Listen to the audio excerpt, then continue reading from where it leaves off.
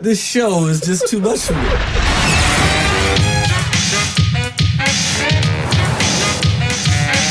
Everybody Hates Chris does not look like any of, it looks more like The Wire or Homicide than it does like any sitcom you've ever seen.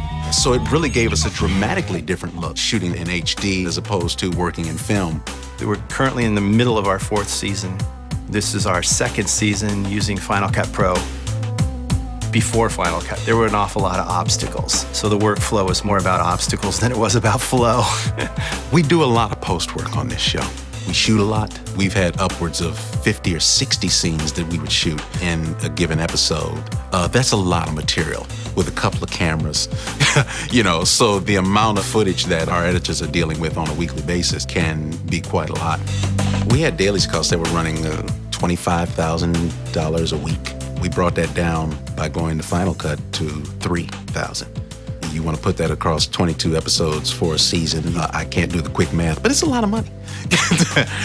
And if we're saving $20,000 an episode, it goes into production. I can add a song. I can get a good actor. We can build a set.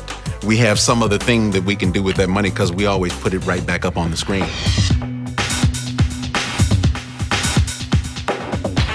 When you start out in HD, and that's the way you're working all the way through, it streamlines the post process because you're working in the same elements and formats from the floor all the way down to mastering in our final mix.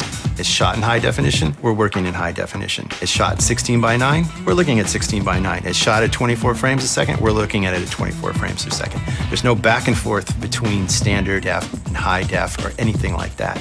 Also, what's been a great surprise for us is using Apple's color program. It's software-based. The media remains unaffected, and you're making color correction on another level above that media. So not only is it more cost-effective, it's a more efficient workflow. Action! So now you're not just talking about the hard savings of product and materials, but you're talking man hours as well. Where now, by going to Final Cut, it doesn't take us that extra 12 to 14 hours a week. It's just a superior workflow, and that's proven itself in the last 2 years. Everybody Hates Chris is a product of change, really. I mean, in terms of what we're able to accomplish for the price and in the way that we do it.